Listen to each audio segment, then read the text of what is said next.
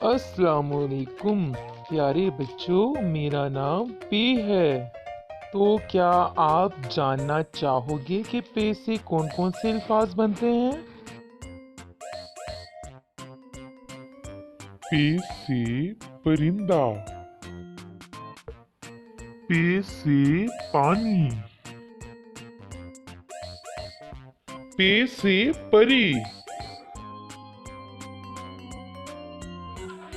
पे से पर,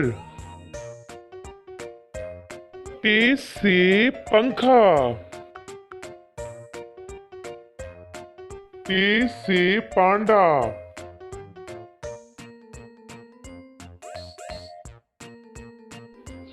पे से प्याज।